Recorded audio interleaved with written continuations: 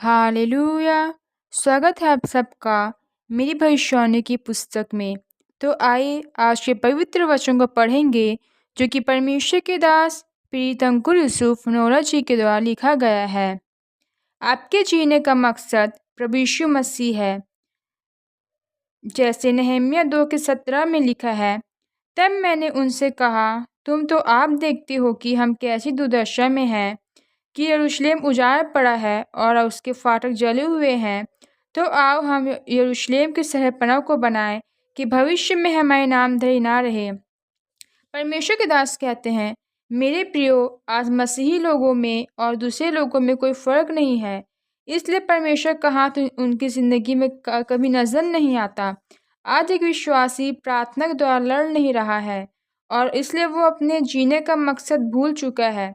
अगर वो लड़ता भी है तो सिर्फ अपनी आशीषों के लिए कि मुझे वीज़ा, चंगाई, आशीष मिल जाए, या फिर अगर वो लड़ता है तो वो भावुक तरीके से लड़ता है कि अगर परमेश्वर तूने मेरा यह काम नहीं किया तो मैं ये नहीं करूँगा, वो नहीं करूँगा।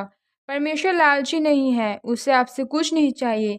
आज बहुत कम विश्वासी ऐसे हैं जो परमेश्वर के लिए खड़े हैं, जिनका जीने का मकसद सिर्फ प्रभु यीशु मसीह है। अगर आपके जीने का मकसद प्रभु यीशु मसीह होगा तो परमेश्वर आपके सभी दुश्मनों को शर्मिंदा करेगा और आपको इतना ऊंचा करेगा जितना आपने कभी सोचा भी नहीं होगा। अगर आप बाइबल में एजरा और नहम्याह के बारे में पढ़ें तो लिखा है कि उनके जीने का मकसद परमेश्वर था, उपवास रखने का मकसद परमेश्वर था। नहम्याह की नौकरी छोड़ने का मकसद परमेश्वर के भवन और उसके काम को करना था।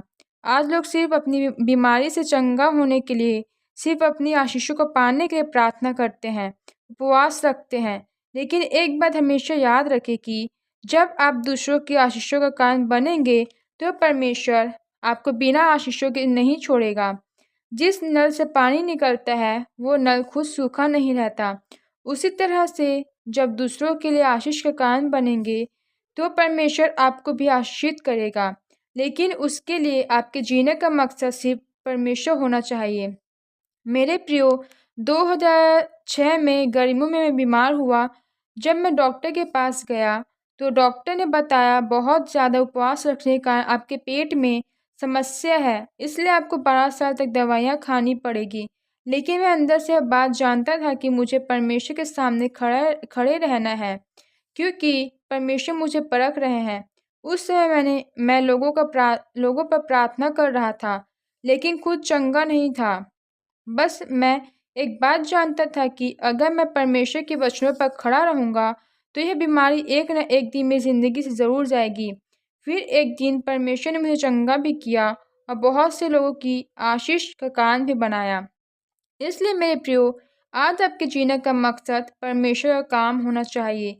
अगर आप प्रभु यीशु मसीह के बारे में लोगों को बताएंगे, चर्च में हो रही गवाहियों को लोगों के साथ शेयर करेंगे, उसके सुसमाचार को लोगों तक पहुंचाएंगे, तो आप बड़ी बड़ी आशीषों और गवाहियों के साथ वापस आएंगे और परमेश्वर आपको बहुत से लोगों की आशीष का कारण बनाएगा। आमीन। आइए अंगीकार हम सब मिलकर करें। सर्वशक्तिमान परमेश्वर, मैं इस वचन के लिए आपका धन्यवाद करता हूँ। पिता, मैं प्रार्थना करता हूँ कि मेरे जीने का मकसद आपकी महिमा और आपके काम हो, ताकि मैं आपके सुसमाचार को हर व्यक्ति तक पहुँचा सकूँ, प्रभु यीशु मसीह के नाम में। आमीन।